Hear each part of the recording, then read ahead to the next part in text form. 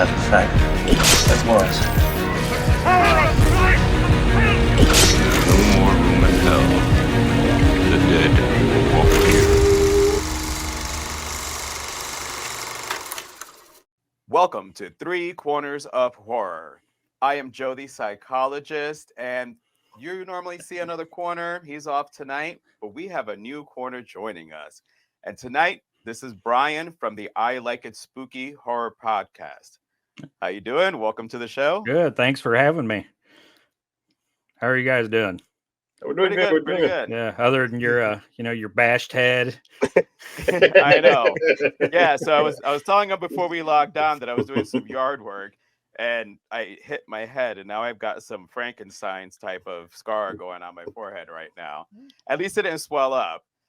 And then of course, joining me, my brother, my little baby brother, JR. How you doing? Good. We have a guest, and man, to do a horror comedy with a guest, that's a little tricky, especially this one. Was it a good Frankenstein movie, or was it just a remake of a remake of a remake of something we've probably seen many times before? And with that, if you don't know what we're talking about, tonight we're going to be discussing the 2024 movie Lisa Frankenstein. It is directed by Zelda Williams. If you don't know that name, that is Robin Williams' daughter. It is also written by Diablo Cody, who did Jennifer's Body. The movie stars Catherine Newton. Marvel fans, you know who she is. For us Supernatural people, you know who she is. And it also has Cole Sprouse and horror fave, at least for me, one of the hottest women in horror, Carla Gugino. So we're talking about Lisa Frankenstein. This is a, I guess, modern, maybe not so modern, retake on Frankenstein, as JR said. And it's kind of a love story, a horror comedy, where you have this girl who's had a crush on basically a corpse, and after a really, really bad trip and some lightning, he comes back to life. And well, now they start falling in love, and along the way, realize that they're going to have to replace some body parts. There are a couple funny ones on that, but they're going to have to replace some body parts. So, Brian, this is your first time. Every question I'm going to ask, I'm going to go to you first. What did you think of this modern Frankenstein interpretation? So is it modern? I gather it's set in the 80s, but Yeah. then I was like, this is right fucking now, because this is how kids act now. Right. And some of the words that they said, I'm like, I don't remember anybody saying that when I was in the 80s. I was like, no, yeah. So that's weird to me that it's in the 80s, but it's also current, because a kid would drive that fucking car now because they think it was cool. They'd be like, oh, my dad got me, or my mom. And the whole lightning thing, I was like, is this Friday the 13th part 6? Like, how does that bring people back to life? Like, what the fuck? What is going on Very here? true. That is very true. Yeah. I mean, I had fun with it, but it's a remake of probably a remake of a movie that was probably remade last year. I mean, and it's hard because it started out really well with the car scene, which was one of the best scenes in the movie. So how do you top that? Yeah, that's true. But true. I mean, what did you guys think of the movie? Yeah, Jared, what did you think? It felt like 16 Candles meets Tim Burton. Oh, yeah. That's by the end, yeah. Well, by the end of the movie, Frankenstein becomes Johnny Depp, kind of Johnny Depp-ish, with a mixture of Johnny Depp and Sleepy Hollow and Edward Scissorhands and what's the barber of when he played the barber? Oh, Sweeney Todd. Sweeney Todd. Yeah. It was like all those three wrapped into one, and at the end of the movie, that's what he looked like. But yeah, I thought it was it took a while to get going in a way, and then it's like you're like, I agree with what Brian said. I was confused what time was it at, because with all that hairspray, that's 80s, 90s. Well, it was 80s. Yeah, but their behavior was more 2000 to 2010-ish, which if they would have kind of focused it more in it 80s. I mean, the 16 Candles, comparison to, I think would have been perfect if they would have stuck to that a little bit more. And the fact that, like the way even Taffy, that was it Taffy, her sister? Taffy. Yeah. Taffy. Yeah. The way she acted is not like the way somebody acted in the 80s. She was like out of time with the way she was. So it took a while to get going. And then, like, I have a thing we'll talk about it later where I will tell you where the mark of the film, where it actually started becoming a horror film. Because most of it was just, the beginning portion felt like fillers. They were just filling in certain spots to get the characters going. But at the same time, in the process, I got lost because of the time.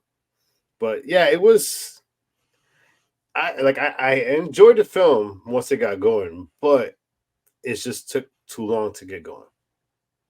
All right. Brian, how old are you? 46. 46. All right. Yeah, I'm old. No, I'm 51. So Yeah. I'll be I'm the old 49 one. this year. So Yeah, I lived through the. Is it like an after school special to a certain point? You know what I mean? Like yeah, this girl, her mom's died, and now her dad's remarried, but her sister's supposed to be mean to her, but she's not. I know it. So I'm not. The first thing I'm going to tell you is, once The Promise from When in Rome started playing in the beginning, I kind of was hooked. I mean, I love a soundtrack. When a song can take you back, which is why I do get what you guys are saying, because there was a lot of modern interpretation in it. I think Diablo Cody, like her writing, like we're used to John Hughes. So John Hughes was for our generation. Diablo Cody is the next generation, and she still has for me, the John Hughes roots, but she's more modern. So that's where you got the mixture in that. So I kind of got the humor, because if even though Jennifer's Body took place in current times, Jennifer's Body was a mixture of the horror and the comedy in there. I could have used just a little bit more gore, because that for nothing, we're doing, because it was also a combination of Frankenstein and the Bride of Frankenstein, of how it ends up at the end. You got the hint of that as she started slowly making her transformation in her clothes, especially the last one where she had her hair up. But, with the fact that she's a seamstress, or that she knows how to sew, and that comes into play. And the, what do you call it? Tanning bed,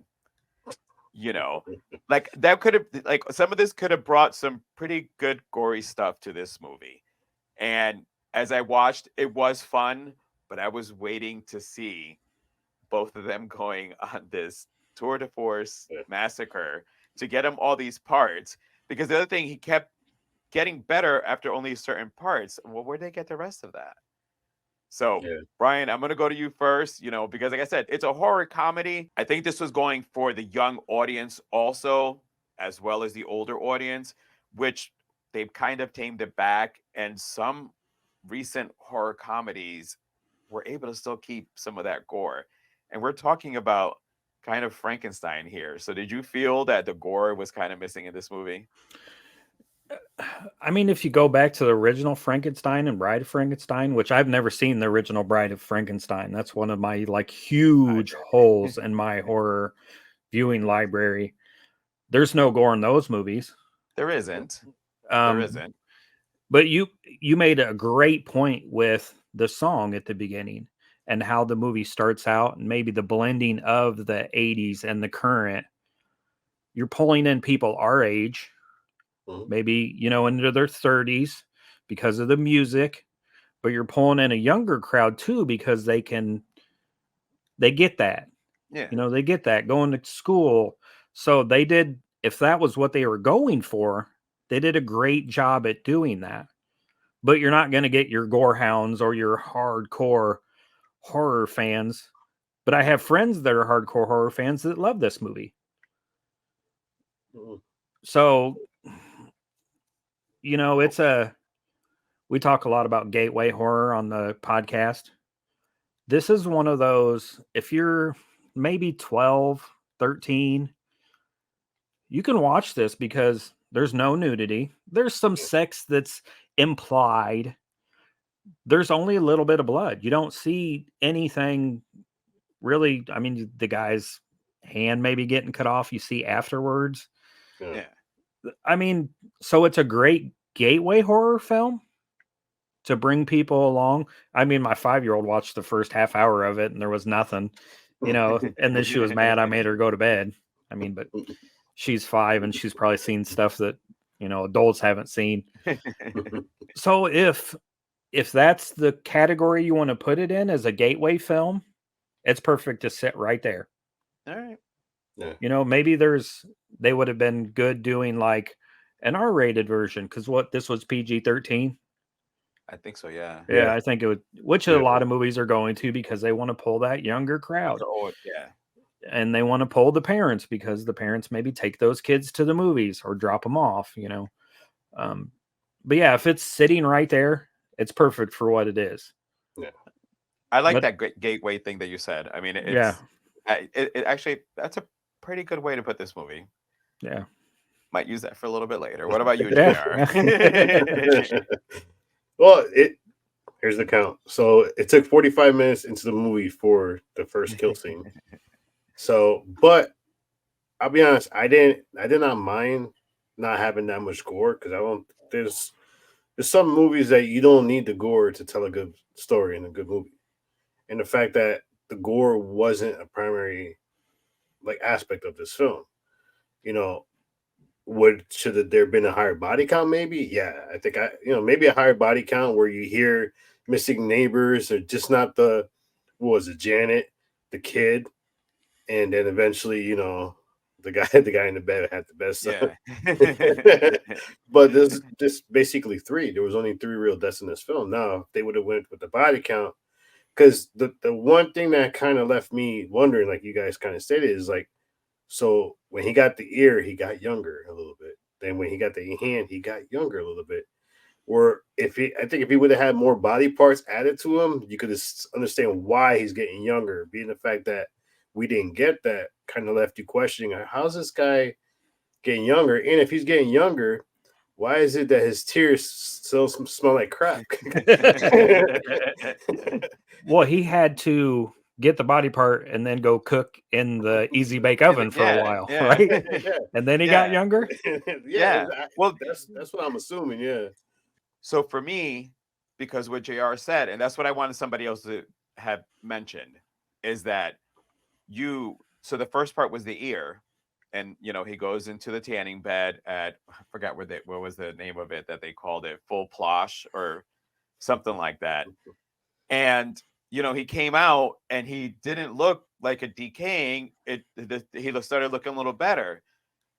So it's funny because now it's going to be 1-1, because you two weren't, for the first part that I asked, you guys were not so much of a fan. I was a fan. Then you two actually liked it, whereas me, because I thought she was going to be bringing him back to life, I would have liked to have seen more victims to make up all these parts. Like they got the legs from somebody, they got the arms from, you know what I mean? But it was just piece by piece, and every time he went in there on full plosh, he just kept getting younger, and I guess was regenerating. So at that point, you didn't even really need to get the body parts. You just needed to keep putting him into the freaking tanning bed and then shocking him to bring him back.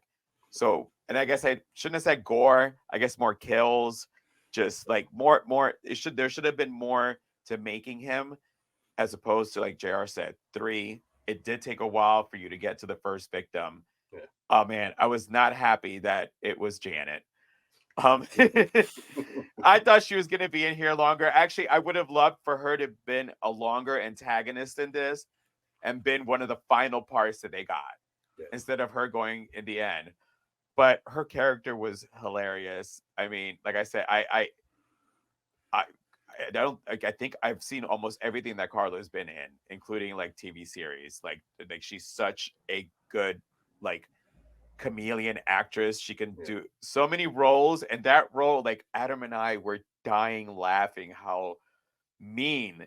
And then when she finally let loose, and she's calling her a bitch, and she's just finally saying what she wants to say, and then gets killed by the sewing machine. You know, like I wanted to see more victims to be able to make, you know, the Frankenstein and add a little more gravitas to them trying to get out of this, especially for her coming up with her plan at the end. Yeah. Yeah, I think it would have been really a really good storyline to have Janet finding stuff and clues and being like, no, she's doing something. And then Taffy and the dad being like, no, she's not. She's fine. You know, like, and her being that antagonist the whole movie until the Yes. end where she finally does find out and then they kill her. Yeah. Yes. That like I love the movie, but the fact that they got rid of Carla so early on, I'm like, oh, damn it. They should Part kill of the the dad reason first. that I watched this movie is because I knew that Carla was going to be in it. I did for you know, Rick's going to kill me. I played the trailer because I wanted to convince Adam, because, you know, again, I have to like share the TV with my partner and then, you know, say to him, so I got to watch a movie for the show. You know, this is the trailer, you know, so I have to sit there and watch the trailer. So when I saw her, I really thought that she was going to be like the antagonist. And then when they cut her early on, slight loss of interest. I got interested in again, because, you know, the movie itself was entertaining. You know, I agree with you guys, you know, and Brian, what you said, it being a gateway horror, it changed my perspective on how this movie was done for the, especially for the audience that it targeted. But it's a horror comedy, and it did have some pretty freaking funny parts. So I'm gonna go to Brian. Like I said, you're first. Any parts in this movie that stood out to you as far as, especially anything involving, you know, obviously horror comedy? So the kid that Lisa was interested in, the young man that was like on the newspaper that she thought was attractive, Yeah. that knew poetry and knew that she wrote poetry. At one point they're talking, and the sister Taffy comes up and he says, Oscar Wilde, here I wrote it down, to define is to limit. And she says, well, Oscar the Grouch says scram. And I'm just like, that's a perfect line. That's, you know, there was, and it was nice because there was those little sprinkles throughout the movie that would make you just laugh, just a line here or there. And then it made me get serious again. That was probably the funnest part for me, was that beginning, that back and forth of, oh, who do you like? Does he have a basketball body or a football body? He doesn't have a body at all. He's in the ground. Well, that's weird, you know. Happy's reaction as it was when the camera's talking and she's asking the question, she's like, yeah, like, oh, okay. Well, even when she's telling her, you know, well, you know, there's guys out there that are interested in you, you know, not basketball players, you know, nerdy guys. You know, I mean, she's that was, I agree with you. That whole interaction between them two in that point. My part with Taffy is that I watched Pretty Little Liars, and she looked like one of the girls from Pretty Little Liars, and I couldn't get past it. That was my only thing with Taffy. And if anybody who watches, if you watch the episode and you watch Pretty Little Liars, you're probably gonna know what I'm talking about. But you know, anything else that stuck out to you, Brian?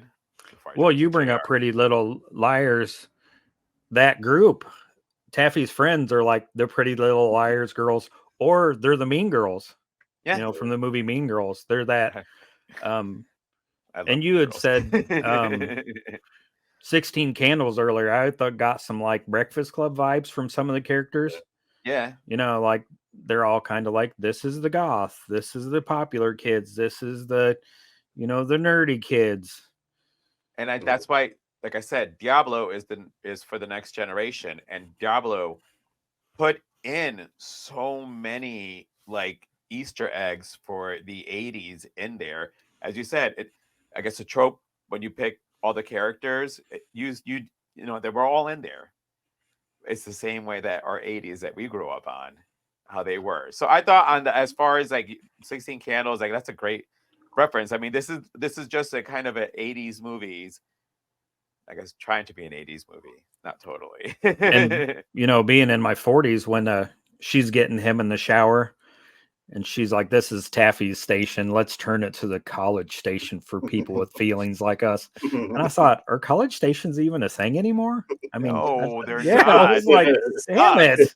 I know the It one here is like sucks. got sold to NPR, so I'm like, Oh, I want to listen to the college station. I mean, Yeah. I don't mind NPR, but what happened to the college station? Let's go. oh What my about God. you, JR? Any I know which one JR is gonna say. Oh no, you know what I liked it is I like that the comedy didn't feel forced, No. and everything was more like the dialogues than anything, which I love when comedies basically more about the dialogues, because there's that scene where the kid ends up going to her job to apologize to her, and her boss is like, "Oh, you're here to see her? Oh, usually she only get guys that come see her. I didn't think and guys were interested in dating her. Being that she's flat chested and all. She's like, she starts looking now.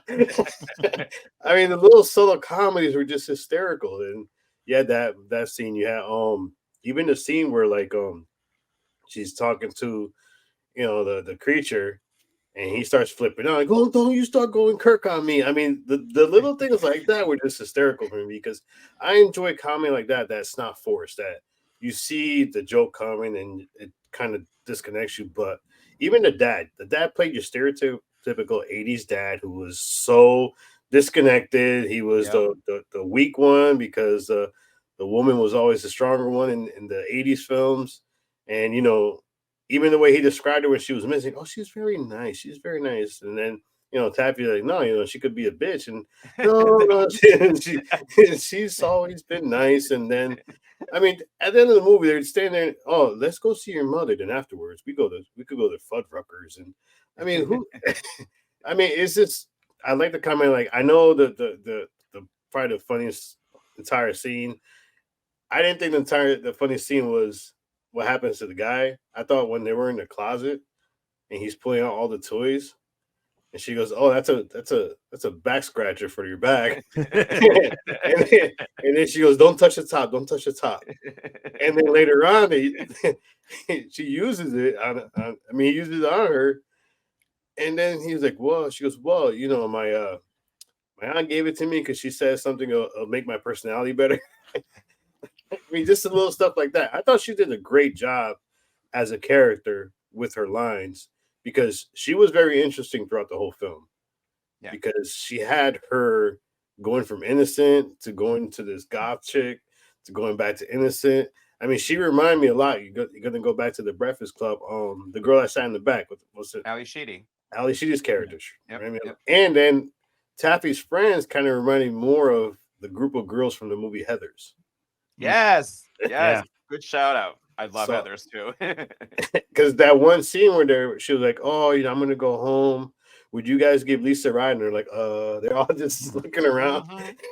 She goes, "No, I'll just walk." But, yeah, but for me, I think that's the best comedy. One that is more about the dialogue. That's not just this goofiness, and it's that the dialogue comedy kept this movie going well. And I think that's what hooked people to actually want to watch it to the end. All right. I mean, again, this movie, because it made so many references to the 80s, it, Totally Killer. For right now, Totally Killer is holding the standard on a fresh take to the 80s, making fun of the 80s while giving us a little bit homage. So when she mentioned her aunt, I think she said Aunt Shelley, which Mary Shelley wrote Frankenstein.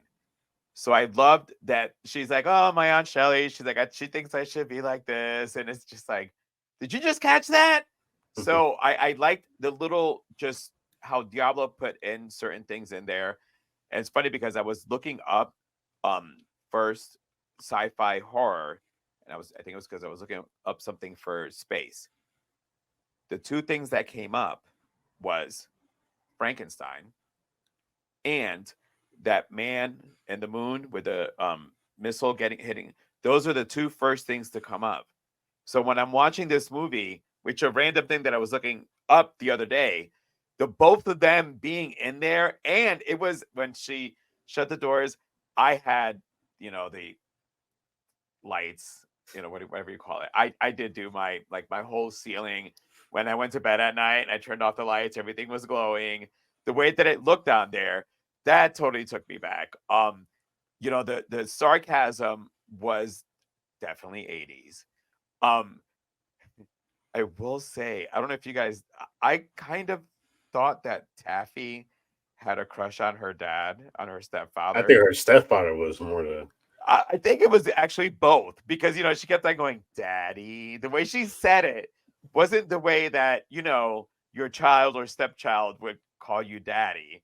So I thought there was this little, which just kind of gives to that raunchy 80s humor that we're used to, that because you can't put that in there anymore.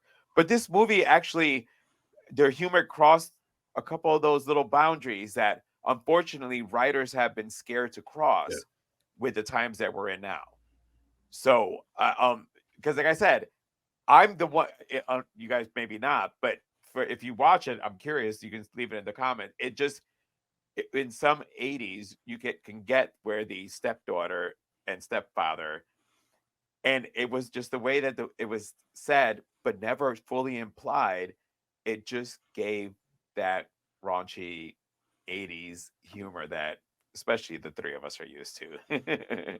One, if we're spoiling the movie, who's left at the end? Yeah, tapping. Who's left at the end? Taffy Going home and Daddy. together. Oh my God, it rhymes. Taffy and Daddy. Taffy and Daddy are left at the end. You could probably get one of them tattoos that one way it reads Daddy and one way it reads Taffy. You're right. I mean, literally, they're both left at the end. By the way, I will say, one of the other funny parts was Taffy's reaction, especially when the jock gets his dick cut off, and I thought it was funny because obviously they were in the middle. He was obviously turned on. They're about to do something, so they're all just getting hit with little pellets of blood, which implied, considering how it flew up. All you see is a shadow. Yeah, he's fully erect, so they're all getting spooged on by blood. Basically, I thought that was funny, and that was probably one of the more gorier, funnier scenes in here. I did Teeth for the movies that fucked me up, and I actually, when I saw that scene, I thought about Teeth, and I thought it was great because it's just that one little, they're showing it to you, even though they did show it in Teeth, but they're showing it to you by him, he walks in there, and I thought that he was going in there to kill him because he was jealous. And then when I realized it was because he needed his dick. That scene it elevated the scene because he wasn't there because he was jealous. Well, no, he's missing a dick. So, he's coming in. The guy's, hard right now. It's the way I need it, chop. And the reaction. I thought that Taffy just sitting there being put in the car, just the way that she acted, that she did a great job because it showed she was scared as fuck, but there was still that comedic tone in there in the way that she was scared. Well, the funny part too was that Lisa didn't know that that's all he wanted, because they're in the cemetery. She goes, grabs where he's at. Says, oh no, but we can do other things. We can do other things. And he gives her the dick in her hand. And, oh, you did it for me? Oh. After all that. Well, and that's what because again, that is the type of humor you would have seen in an 80s comedy. And here we are in 2024, where it looks like we're okay to put our foot back in and do this type of comedy again. I thought it was great. I like the movie, the comedy tones. As I said, totally killer because it went back to the 80s. And I said, oh shit. And I think what was the other one that we did with the Christmas one? Which one? The Christmas It's a Wonderful Knife. It's a Wonderful Knife. It's a Wonderful Knife also was kind of, and this one, still, as far as doing the horror comedy, it did it right. It did it great. It made the movie entertaining. For the people who are looking for full on horror, I still was, and I asked you guys about, if you wanted more gore. I wanted more, but I was thoroughly entertained because of all the comedy in this movie, and it wasn't forced, like JR said. It wasn't like you're like they make this little joke and you're like, oh no. Like it was like the writing for the comedy was great in this movie. One that's all the way through. It's throughout. You get after Taffy walks away from the car and she's slow walking, which is like Texas Chainsaw Massacre, feel like that. And this old guy drives by real slow. And then most horror movies, he would stop. Oh, are you okay? He just goes by slow, looks, it just keeps fucking going. That's current times. Yeah. And back in the 80s, you might have stopped to ask, yeah, are you okay? But in 2024, you watch horror, you're like, nope. Keep going. And at the end, when they're at her tombstone, her grave, the dad's like something along the lines of, yeah, people really are like enamored with our family, which is current because every other person has a true crime, something. Yep. So they would be listening to the story of whatever Lisa's last name was and how Swallows. Yeah. Fucking Swallows. I was waiting for anybody to bring that up. The fact that her name was Swallows, and so once they actually say her last name and then you see it on the tombstone, you're like, Lisa Swallows. I'm sorry.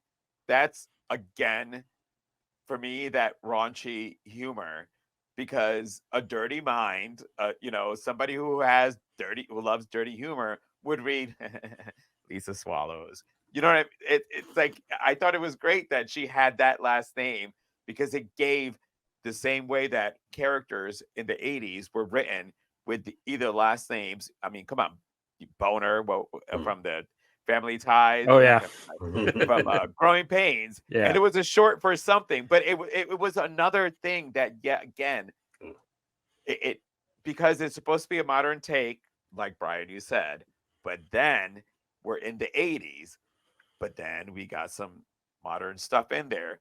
It's another one that I will say just gave us 80s people a nod instead of, because what I liked about Totally Killer is that it showed how much it was wrong with what we did. But it's okay because we're okay with it. But this one didn't have to do that, and it was great. But at the same time, it was just like, the comedy in this movie is kind of what saved it, to be honest with you. Yeah. So you guys asked me a couple questions, so I got one for you guys. Oh. Do you feel like he was even there? Did Lisa trip in this whole... Because did they find his body at the end? You don't hear anything about when they find his body too? Did you just burn up it like bugs, like the Oogie Boogie from Nightmare Before Christmas? JR, can I? I'm going to go. Yeah, good. Brian, I literally thought that's where the movie was going to go.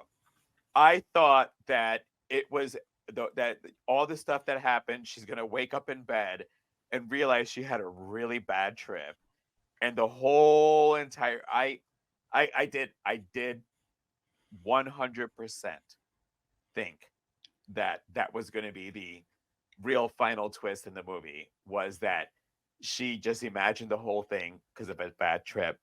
And I'm not saying I ever did it or saying I'm not, but there are bad trips.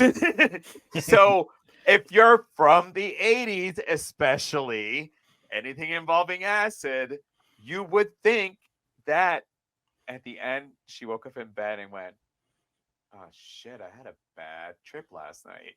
So yes, that's my answer for that one. I was 100% thinking that was actually going to be the twist. Yeah, I thought when she left the park, she was going to fall in the grave and then basically imagine everything, because the fact that the lighting, the red and green lighting throughout that whole scene, which kind of made you wonder which side of the world she was on. But yeah, I thought they were going to go that route.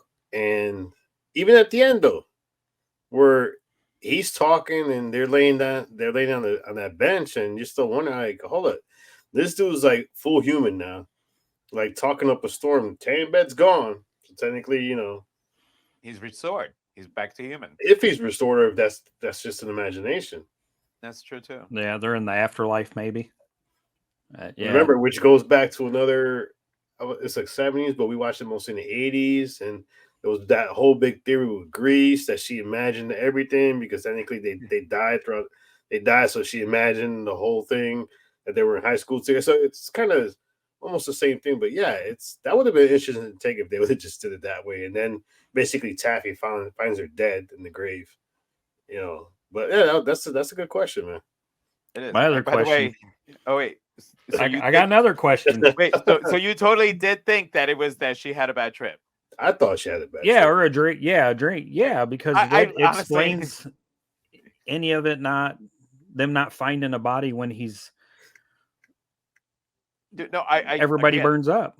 I'm so glad somebody else had the same fucking thought because I'm like sitting here like, oh damn, she having a bad trip. She gonna wake up tomorrow. The whole movie is gonna be, if you don't know this, sorry, it's gonna be a whole Bobby Ewing, like the shower door opened, like your door just opened. It's Frankenstein. That was pretty fucking awesome on time. It was. But like it was gonna be like, like I said, Dallas, shower door opens, you're still alive. Like I really, honest to God, thought that it was going to be what it was that she was gonna wake up the next day and it was just a bad trip. What's your next question? So we find out late in the movie that Frankenstein, her male interest in the second part of the movie, she loves him. She doesn't love him. She loves him again. There's that weird, like, he got friend zoned somewhere in there. Like in every, remember, in every 80s movie, the nice guy gets friend zoned. She wanted to be with him, but she meant being dead. Oh, well. Yeah, that when she, because he goes, "What, you want to be with me?" She goes, "Oh no, I meant dead. I didn't want to live in this world. I wanted to be dead with you." But yeah, that's what she thought on that one. He was friend zoned the minute that he used the toy on her, and it was just a friend thing. See, I thought that's where it turned around. because once he was done using it, she's like, "Oh, I'm going to sleep." She's turned over, and he's just sitting there like, done. Friend zone. That's a friend zone. Sitting down, realizing that you just got basically played. He actually looked down before he turned off the light because he realized that. Oh no, I don't got one. He had it planned all along, right? He knew. Because right after that is when he went to go get that penis. So, did the original Frankenstein monster have a penis? I mean, I don't. So it doesn't discuss it in the book. I'm going to go with yes because well, see, you haven't seen The Bride of Frankenstein. Okay. Yeah. So it's a yes on that. There's a reason that she becomes the Bride of Frankenstein. and it's not electricity. Well, and I mean, at the end, they end up married with a peach ring, with the piece of candy. Yeah. Which I mean, everybody remembers those. I mean, those are those. I mean, they didn't last long. Because her tombstone said "beloved wife" on it. Beloved wife, which is what Taffy caught when Taffy looked down, because that's when they went to go visit Janet's. And I also loved when they did "Damn It, Janet." I mean, for anybody who does not know the Rocky Horror Picture Show, and they say "Damn It, Janet," Adam goes to me, that's a line. I'm like, the Rocky Horror Picture Show, like, damn it, Janet. Like, that's why I can't ever meet a Janet, because I do the "damn it, Janet" a lot, and we have a cousin Janet. So, all right, so let's go ahead and wrap this up. It's been actually a more fun discussion. I was kind of worried I was going to come in here and get butchered by you two. Normally, if I really like a movie, I get like destroyed in here. But Brian, go ahead and let us know any final thoughts, any other parts in the movie that stood out. And the way that we rate our movies is 1 through 5. If you want to throw a quarter, 0.75 in there. We allow it. You know, we're not such a stickler on that part. But yeah, let us know what you thought of the movie. Anything else that you want to add in that we kind of missed on here, and what your rating is. So I think if you're from the feral generation, as some people have called the kids of the 80s, you'll love this film. I think if you're looking for a good gateway horror film that you've maybe showed your kids that are, 13, 14, maybe even 12, Goosebumps and, Are You Afraid of the Dark, that kind of stuff, this is a perfect gateway horror film. And it might be an easy way to be like, that's how the birds and bees work. It might open the door that you could be like, now let's talk about penises and sex. Maybe a easy way to get into that. And drugs. You could be like, that's why you don't do drugs.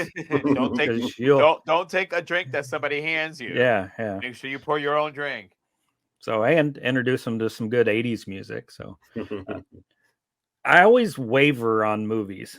I do the same thing on our podcast. I'll go in with one rating and I'll talk about it, and then I'll like it more often than not. Sometimes I'll like it less, but I think 4 out of 5 for this one. I had to take myself, and I'm trying to do this more often lately.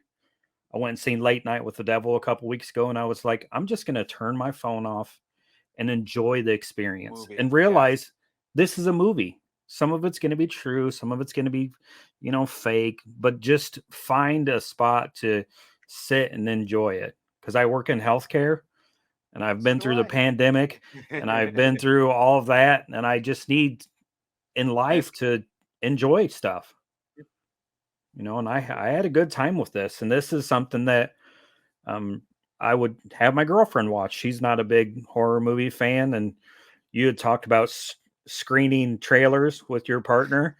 I'm not that nice. I just put the fucking Greasy Strangler on. No. Honestly, here's the thing. If you know it's going to be kind of gross, the trailer's not going to show it. No. Show the trailer so that way they go, oh, that doesn't look so bad. Yeah. And then you play it and they're like, what the fuck? I did not know. You're like, you want to get that reaction. Yeah. Have you guys seen The Greasy Strangler? I have not seen that one yet. You've seen that movie? Yeah. So there's an older gentleman in there. He's a greasy strangler and he kills people covered in grease. And then he goes through a car wash naked. And he's got like a 12-inch long penis, like just flapping as the brushes are going around. And I showed my son, who's 18, the movie when he was like 16. And it's like 10 minutes in. He's like, how long is this fucking movie? I was like, 2 hours of this. Oh, that's a long movie. That's too long. Yeah. Yeah, I had fun with this. I think a lot of people would watch this and have fun with it. And maybe even people that don't really care for horror would like this. Yeah. So what do you guys think?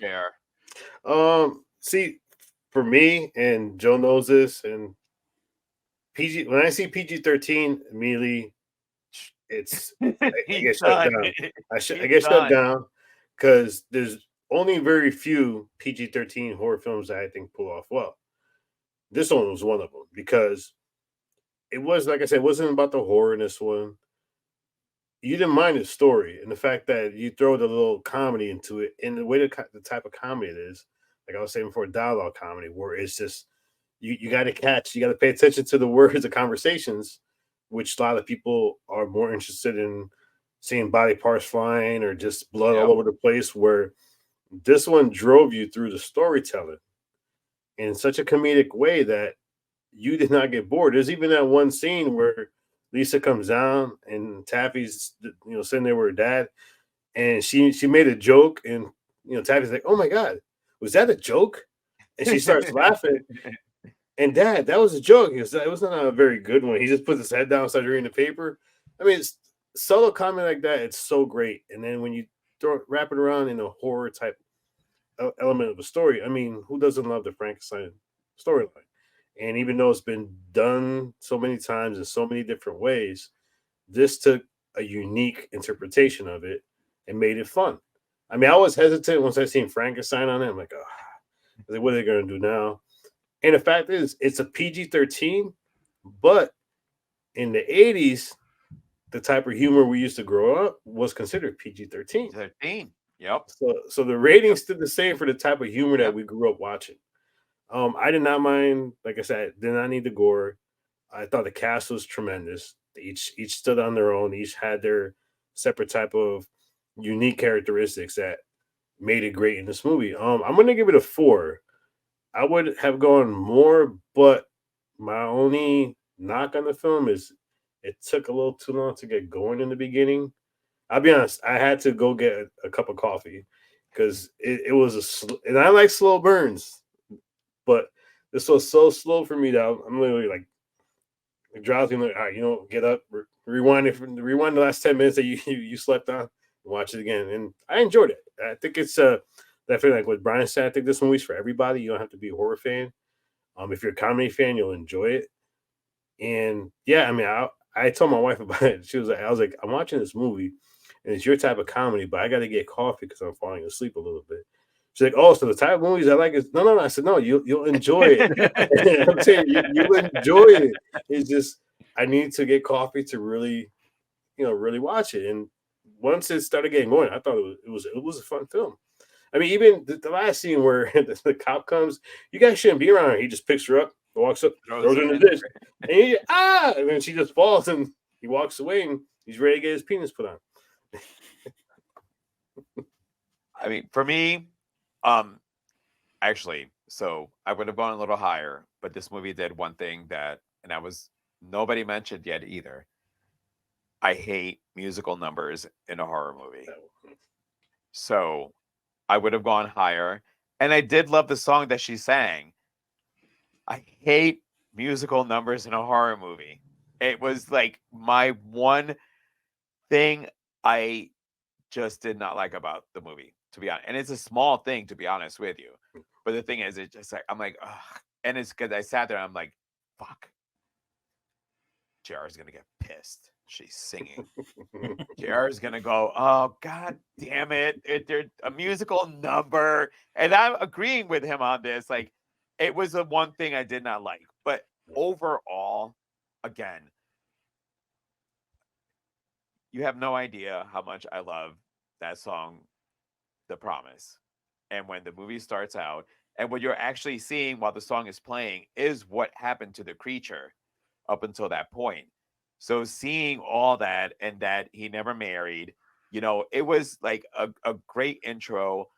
All around, I mean, I was never bored in the movie. I didn't eat coffee. I see what JR said, but I mean, I didn't eat coffee. I was entertained. Adam finally watched the movie with me where he didn't get up and go, what the fuck is wrong with you?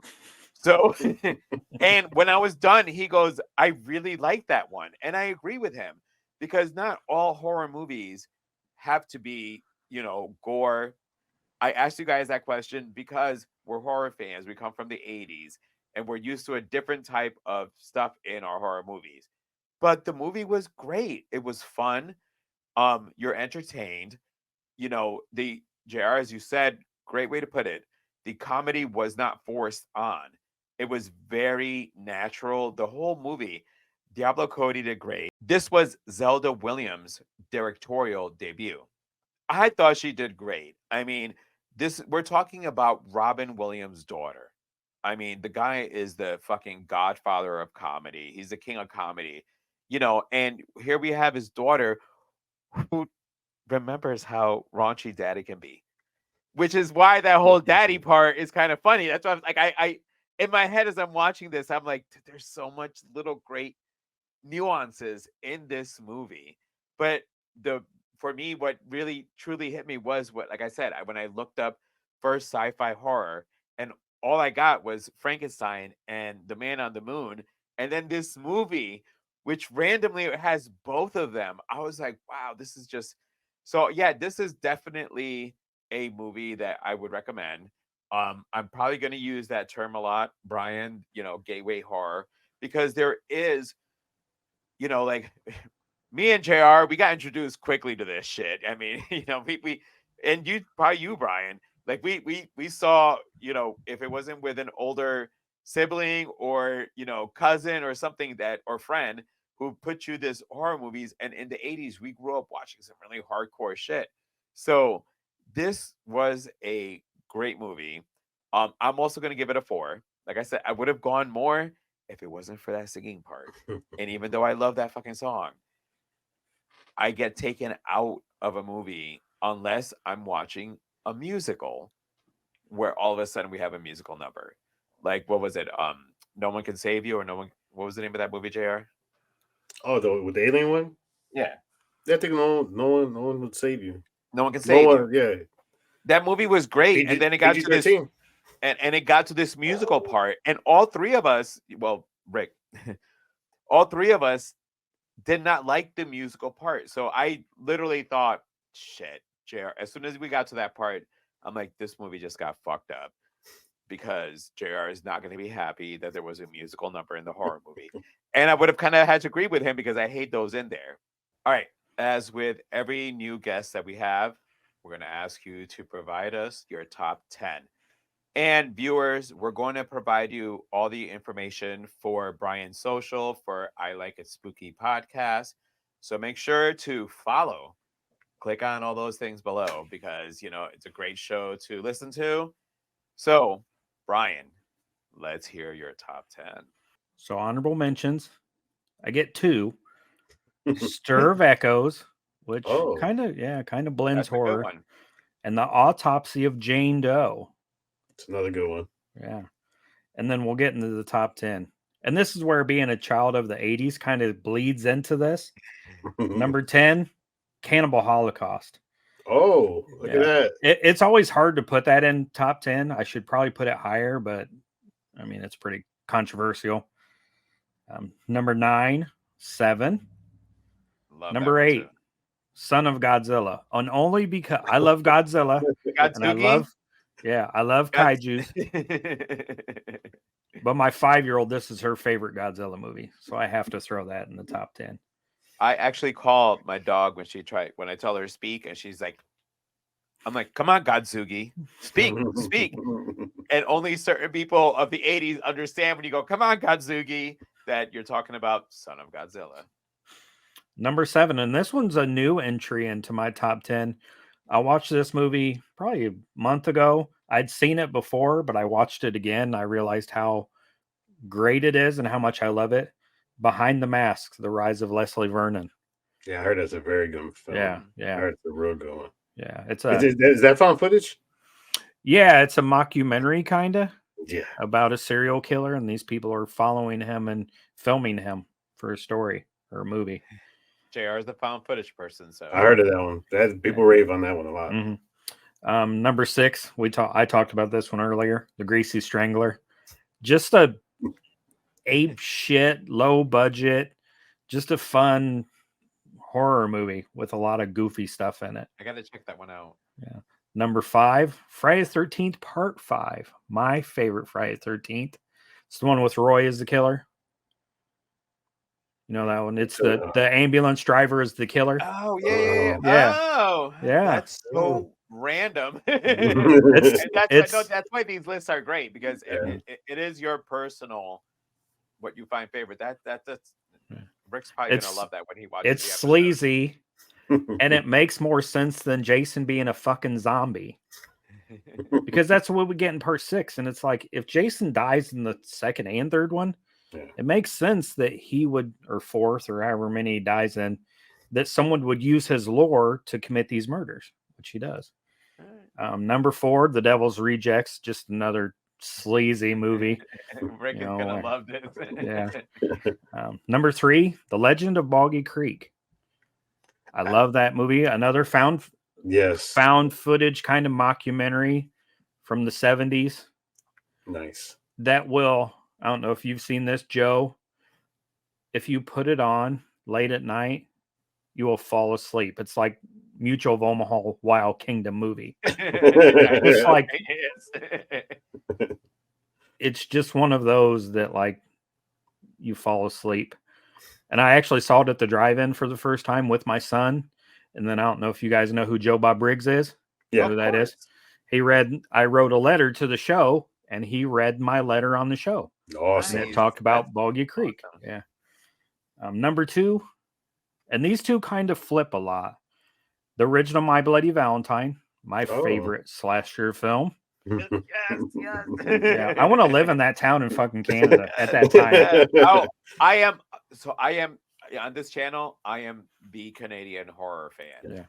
They do some of the best ones. I mean, hello. So you just named the second best one.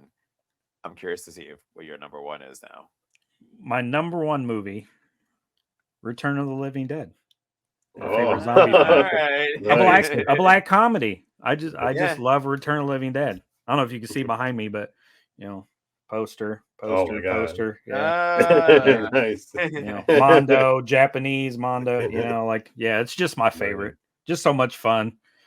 And you had talked about growing up in the 80s. Yeah, like Faces of Death, Cannibal Holocaust, Truth or Dare, Critical Consequence, which is a shot on video movie. Yeah. That's what I remember watching growing up. And Lisa if you- Frankenstein's like way far away from Oh that. God, it's so not at all. I mean, I can't even say Bambi because there was a murder in Bambi. So it's totally different. If you get a chance, you should check out my movies that fuck me up because I have Cannibal Holocaust in there. It is in there. I mean, that's a great list. Especially My Bloody Valentine. Nobody's had that one. Really? And no, I love that movie. You're the first one. You're the first one to have that one. I actually liked even the remake. Also. Yeah. The remake was a pretty good, legit remake. And I do have the copy with the 3D glasses. So I have the 3D version and I have the regular version. You're the first one to not have either Halloween, Nightmare on Elm Street, The Exorcist. Yes. Anywhere. I love The Exorcist. Yeah. But I mean, Nightmare on Elm Street, there was a couple that were good. Probably the second one's my favorite because I'm known as like the sleazy person on my podcast that hates everything that has part 1 in front of it. Like I like Texas Chainsaw Massacre part 2 better than the original. You do realize all the controversy behind the second one. Oh, yeah. All right. I like Halloween 2 better than the first one. That was one of my horror hot takes the other day. I was like, I think Halloween 1 is boring. I know it's a cinematic masterpiece. But as far as I can see where you're going with that one. Yeah, I like the second one better. All right. Yeah, the second one's more intense than the first one. Yeah. What was the other movie? You said The Exorcist, Nightmare on Elm Street, and Halloween. Yeah. Yeah, I'm good with my list. I don't need those movies. That's good. Good list. Honestly, that was a great list because that's what's great when we have new people jumping on. Everyone's top 10 is different. And JR, actually, you are now a variable on this because, as he said, your top 10 is not like anything we've seen before. But go ahead and tell us, because guys, we'll provide you all of his information. But go ahead and tell us about your podcast, a little bit more about yourself before we sign out of here. So we're on episode 60, 70 maybe of the I Like It Spooky Horror podcast. We're on Spotify. We're on YouTube. We're on TikTok. We're on any of the social media you can find the I Like It Spooky Horror podcast on. We go out to conventions. I've actually done a couple movie showings. I worked with Severin Films and showed a couple movies in my hometown, one that's actually set in my hometown. Nice. Maybe that should be on my list. There's a movie called Dead Kids from New Zealand, set in Galesburg, Illinois, where I live. It's the first horror movie. I was going to say, you're in New Zealand? No. It's actually the first horror movie produced in New Zealand. It's set where I live. So I showed that with Severin Films. And then I just worked with Terror Vision. My friend's from Downers Grove. Did you see the Downers Grove horror movie? Oh, what was that one? Shit. You have to send it to me. And you'll have to share it with all the people so they could watch it, right? Yeah, she's from Downers Grove, and I'm planning a trip to Illinois. So that's where you're from? Yeah, yep. Middle of Illinois. Yeah, far, about 3 hours south of Chicago. So if I'm up in Illinois, I'll let you know. Maybe we can hook up for, I guess, coffee. You're drinking coffee tonight, unless you do beer. Unless you do beer, and we meet up later. Hey, you cannot coffee at night. Come on. Yeah, there's a couple of places that have coffee infused with alcohol. I can do that too. Yeah. So Yeah, go ahead.